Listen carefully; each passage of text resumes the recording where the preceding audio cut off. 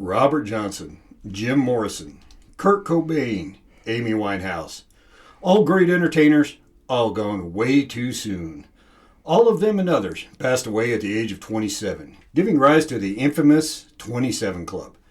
Join us today on Speaking of Spirits as we look into the story and legend of the 27 Club.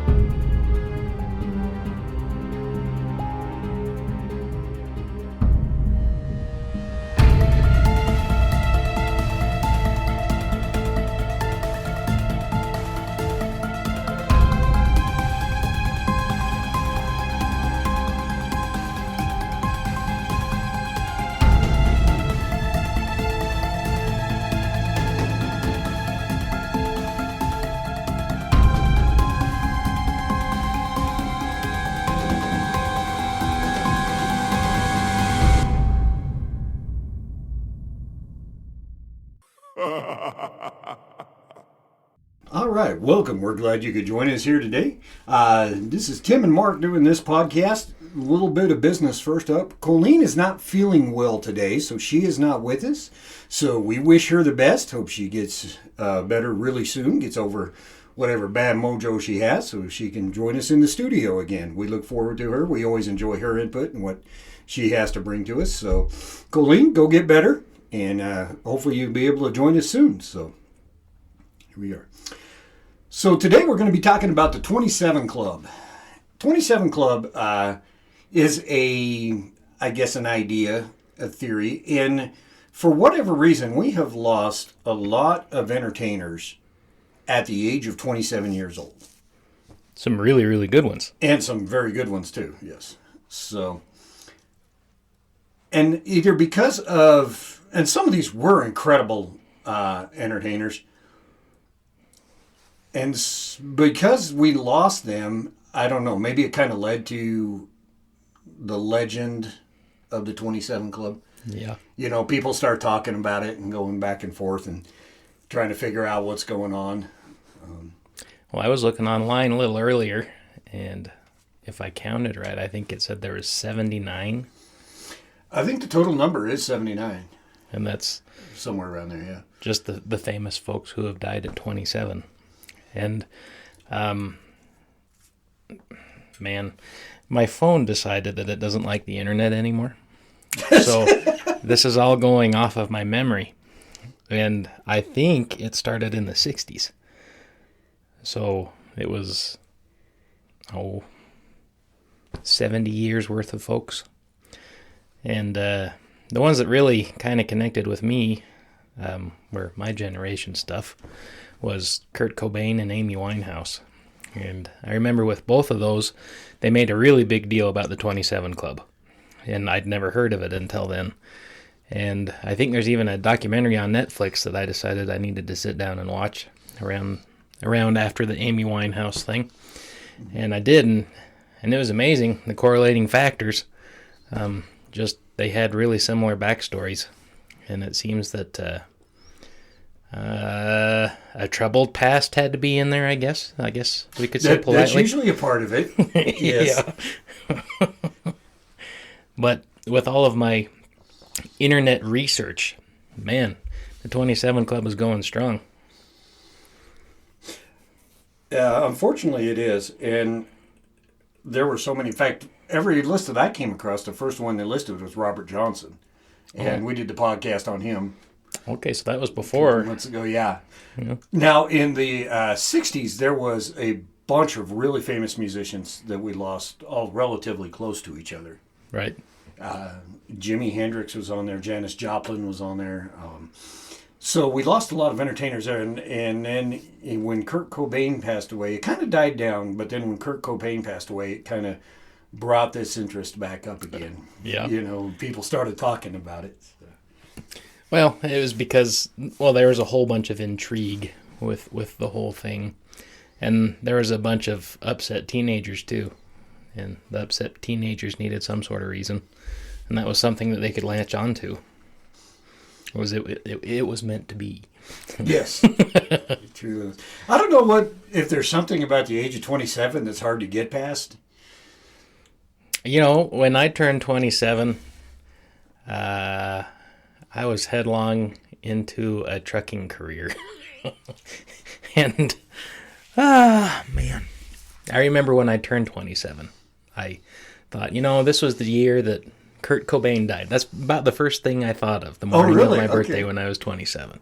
And then I inherently thought of the 27 Club. Mm-hmm. And I thought, well, I think there's a little more life to be lived here than 27. But I don't know. It seems downhill from there. My back sure hurts. Yeah. Yes. When I turned 27, I was actually in the military. That's when I was in the Coast Guard. Oh. And I had no idea about the 27 Club, which is pretty obvious. It was probably more luck than good management. I survived some of that. Yeah.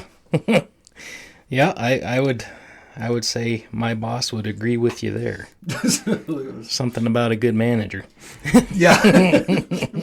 That's what we heard. So with this list, you brought up Mr. Johnson? Yes. Mr. Robert Johnson. And now that you say that, it's clicking over that we even talked about it at the podcast there. Yes, we did. In fact, that's where the idea for this podcast came from. We started tossing that around while we were... And that had to do with the beginnings of him getting all of his talent through making a deal with the devil. And so that kind of has the makings of this club too. That's part of the deal you make whenever you make your deal with the devil. Don't know. Haven't made one yet. Okay. We're still in discussions, I guess. Yes. So it started with him, and it kind of ballooned with the other artists and famous folks that have died in the club. What are your thoughts in that? Well, during the Robert Johnson podcast, by the way, if you haven't heard that, go back. We did, it's the podcast entitled Crossroads, where we talked about Robert Johnson and his life, the crossroads and everything. And I kind of know from a little bit of research and from my own experience that you can't really sell your soul to the devil, so I don't really buy that aspect of it. But I can see where that part of the legend would come in, because so many of these people who were in the 27 Club were such incredible talents. Yeah. And well known and liked. Yes. And I think that's why people try to spin the darkness in it, personally. Because folks see these people and they have them in this limelight. Yes. That they're just living the life, doing all the things that you're dreaming about doing. So how could it end at 27 if not a big dark force to do it? Well, exactly. Well, and then, there's kind of two sides. Both ends of that is that, number one, the level of success these people hit by the age of 27. Mm-hmm. Crazy. Yeah. So they had a pretty deep level of success by that age, which that by itself is pretty... scary. Pretty rare. Yeah. Yeah. Again, thinking back to 27-year-old me, driving a truck at night. Good grief. If he had the option to have that much money. Oh, yeah. And, time, I think he would have chose it. I would have been dead, yeah, for sure. But it would have been epic. It would have been, I probably would have been there. Doing it for all those that can't. Yeah. Yeah. So to attain a level of success they had by the age of 27 by itself is rather impressive. For sure. So, these people had to have some kind of wicked talent, ability. Mm-hmm. And you would hope respect of that, but yes. I think in a lot of cases that just didn't happen. Whether it be excess in one thing or another. In a lot of cases, it was drugs. but not all. It was. A lot of them had, not all of them, because a lot of them passed away for, well, different reasons. Mm-hmm. I was looking through the list earlier. A couple of people on the list died from drowning. Some related to drugs, some not. Mm-hmm. You know, so drugs usually play a part of the story, usually a major part. Drugs or alcohol, some type of substance Mm-hmm. abuse, and usually taken to an extreme level. Yeah. You know, so Probably boils down to that money thing we were talking about. probably does boil down. Well, it could boil down to the money and having that level of success at 27. Yeah. Yeah. You know, that is a young age to have those kind of responsibilities. It's true. And not knowing or not having or knowing of outlets. Yes. Yeah, that would increase all things. Yeah. If you get that level of responsibility without the, you know, opportunity and training to deal with that, Mm-hmm. you know, as it comes to you step at a time, then Yeah. Yeah. So, have we cracked the 27 Club riddle then? I have not. You know, I don't know. There is. I looked up in numerology. You know, if there was anything to deal with 27, I couldn't find anything specific about that. Yeah. I was just wondering, is this merely a coincidence that we've lost so many entertainers? You know, and popular entertainers, right at that age, or is it? You know, is there something to it? But in numerology, I couldn't find anything.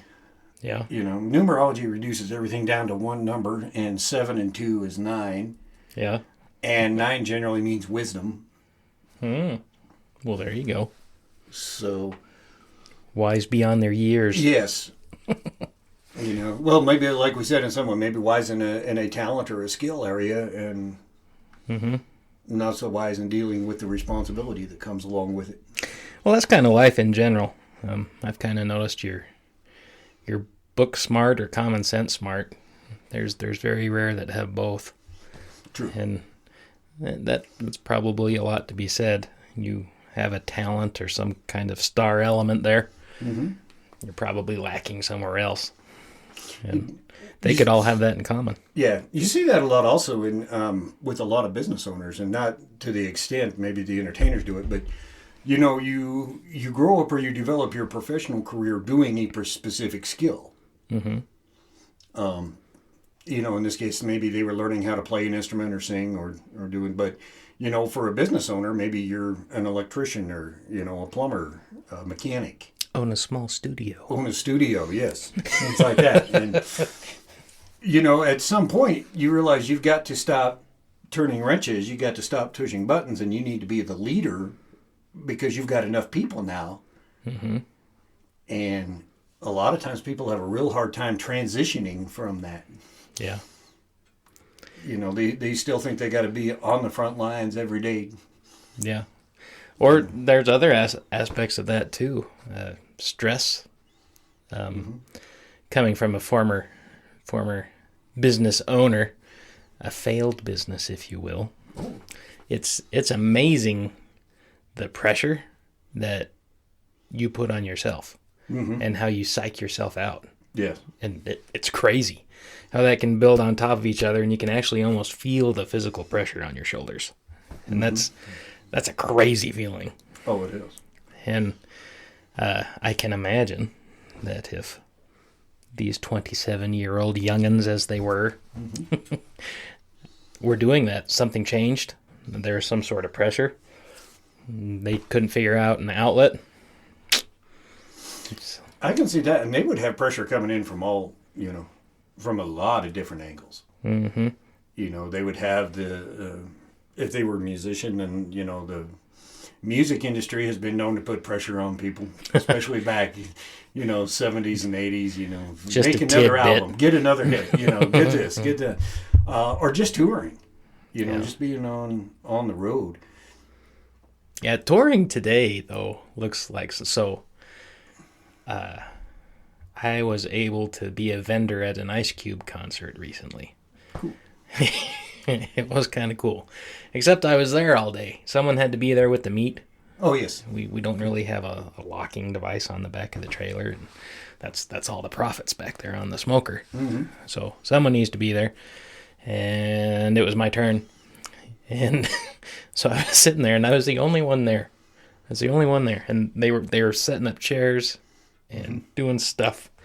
And Mr. The Cube flew in. And so his tour bus was already there. But he flew in from his last show in Spokane the night before. So I guess that means maybe there's 2 tour buses. I don't know. I don't know the inner workings of this. But I do know he had a tour bus over there. And that they were escorting him to said tour bus. And the whole show was crazy. Like, the way they had it set up, it was just really cool. And so I was there for a couple hours, and it was finally time for a mic check. He came out and did the mic check. And he asked if the barbecue dude could hear me. And I was like, yep. Anyway, I say that because, like, it was amazing, the transition. He had 2 hours, mic check. 2 more hours, did his show. Did his show for 90 minutes. He was out. And he was on a plane going home, I think. And then he was going to do another tour Wednesday in South Dakota or something. So, anyway, I bring you that full story to say, I think most of those folks on that list did not have that type of money nor schedule. Probably wasn't a lot of home time. That's kind of a distressor in Tim's life, so I imagine it is in most folks' life. And, yeah. So maybe the 27 Club is the worst stressed out club. That also could be, because especially touring, I know from being a truck driver, man, when you're hundreds of miles away from home, you've never been there before, you don't know anybody. Yeah. You know, get out of Iowa. By yourself, yeah. You know, and you're out there all by yourself, and sometimes you really do feel isolated. Now there's people around you, but you don't know them. You have no real connection with anybody there. You know, that's got to be hard. But then you layer on top of that being, you know, in another country. Yeah. That a lot of times a lot of these performers are in. They actually go to, you know, foreign countries and... No language even. Yeah. You know, thousands of miles away from home. Yeah. You know, so that failed business I was talking about was at Sears Hometown. Oh, really? Okay. Open for a while. And for one of the trainings, I had to go to Chicago. And just the way the plane tickets were and everything, the stuff, it was just silly. So I decided to rent a car and go. And so I bebopped out and went. And I'm an Oregon Ducks fan. I have been for a really long time. Probably never going to change. It's just the way I roll. Probably not. I think you're too far into it. Yeah, too far. Too dedicated. So, I decided that I needed to stop, and I happened to be in Iowa. Okay. And I didn't know, but I had my Ducks hoodie, my Ducks hat, and I was on Iowa's campus. And so I took the old phone out. The internet worked in Iowa, not in the studio. Cool. Good deal. And so I did the closest pizza place. And the closest bestest. And it was there on campus. And I went bebopping in there. I realized what I was wearing. And there's like silence in the pizza place. And I was like, oh! I see what's happening here. And so I stood there for a minute, and when they weren't going to give me a seat, I could tell I decided that I should probably just go to Pizza Hut. Casually walk away, yes. But while I was in there, like, that's the only time that I can think in my life that I was like, none of these people are my friends. And they don't want me to be here, and they're looking at me funny. Well, of course, you had to choose Iowa, where football was a religion back there, man. I mean, they are intense about their football in Iowa. Well, I know. Yeah, I now know. So, anyway, that story is applicable too. Because I can't even imagine if you're walking into a place and you're famous, or you'd think it would be close to that. Because you'd have to think to yourself, well, I don't really have friends here. And these people don't know me, but they think they do. Yeah. And, yeah, that'd be really lonely. It would be really lonely. Yeah, so there could be an aspect of that, too. There's just an insane amount of pressure. Pressure, loneliness, sadness. Man. Loneliness, a lot of being by yourself, isolation. I mean, again, you've got people around you, but it's not the same. You don't have the real connection. But you're wearing an Oregon hoodie in a room full of Iowa. Oregon hoodie in Iowa. So there are people around you, but it's not good. Mm-hmm. The good feelings are not there. Yes. So there's also stuff that most people don't even think about. I heard a story that Elvis, there was there at Graceland in Memphis, there was a guy standing outside the gates one time who was going to kill Elvis for the sheer purpose that he would be famous. Yeah. Now, you stop and think that, man, if you're on an entertainer side, somebody wants to kill you just so they can become famous? How stupid. Yeah. I can't even imagine. Unfortunately, something like that kind of got John Lennon, but, that's a real thing. Mm-hmm. Mm-hmm. And I can't even imagine living in that mindset. No. I mean, and Elvis had never seen this guy, had never talked to him, had never done anything. Mm-hmm. There was no logical reason for that. Mm-hmm. Other than now the toilet's famous. Yes. So, and, so the pressures from angles that most people would probably never even think of. Yeah. That an entertainer has to deal with, so for sure. Yeah, I think that's probably the synopsis of the list. Mm-hmm. And it shouldn't be a list of sadness, I guess. No. Even though that's kind of the light I think we cast over it. But it's a real list with real people, and they are going through real things. And if you associate yourself in that list, mm-hmm. it's amazing how you can see your growth from when you're 27. Mm-hmm. That's when I was 27 and I woke up and thought, well, hope I'm not in that club. Yep. That was 11 years ago. So if you ask 38-year-old Tim, he said, well, by golly, I learned a lot from 27-year-old Tim. Mm-hmm. And I'm glad I didn't make that list and that we were able to move forward. Woo! You made a pass there. Mm-hmm. I put that astern quite a while back, so a day or two more. This is a math test. I'm not prepared. Always answer C. Yeah. But I think also with the 27 Club, I think we tend to put a lot of focus on that because we always, whenever we lose an entertainer that we like, especially if we feel they still have a lot left in them, yeah, then it really hits us hard. It's one thing if the entertainer kind of goes through their natural cycle of their career. Mm-hmm. And especially for a lot of the reasons we mentioned, there kind of comes a point where they're like, okay, I'm just going to back off of this. Yeah. I'm going to spend more time at home. I'm not going to tour so much. It does take a toll, a physical and psychological, emotional toll on you living like that. It really does. And so there's kind of this natural cycle from every entertainer's career that they kind of come to a point where they're like, yeah, I'm just going to back off of here. Yeah. Usually for lots of good reasons. Yeah. And I don't ever blame them because, like I said, there's usually very good reasons for them doing that.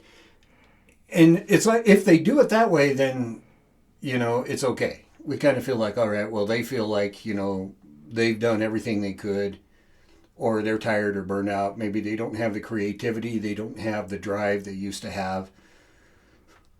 Right. Which makes total sense. Yep.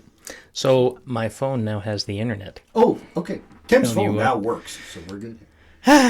So remember how I said that I thought it was the 60s that the list started? I was correct. Except it was 1864. Oh. Well, you boy. got the 60s right. I sure did. And it was Alexandra Levy was her name. And she was a composer, pianist, and conductor. She was 27 years, 68 days. Wow. Mm-hmm. So I just wanted to say that I wanted to throw that in there because I was totally right. It was the 60s. You were correct. It was the 60s. Oh, man. Good grief. So with all of these things that I read, it pretty much led to the same thing. That it's a made-up thing in our psyche. It is, and I guess statistically speaking, there is no spike in the age of 27. Nope. You know, so there is no unique character here, no unique strangeness. No deals with the devil. No deals with the devil. Well, you know. Yeah. Just crazy luck. It's crazy luck. Maybe some hard living thrown in there. Oh, a little bit of A sadness. little pressure. Yeah. Yep. Well, by golly, I think we cracked the 27 club. I think we did. So, it's sad to have lost that many amazing performers at that age. Mm-hmm. But we don't think there's anything. Unfortunately, there's nothing paranormal about it. There's nothing that we can find that has any, connection. Again, statistically, it's been proven that there's nothing, specific in that area. We're not losing. Unfortunately, people at 27 pass away every year. Yep. Throughout all walks of life. And so, which is always kind of sad because, like I said, they got a lot more left in them. What they can do. Yep. So, I agree. good deal. All right. Well, we think we got that one figured out, Tim. You got anything else on?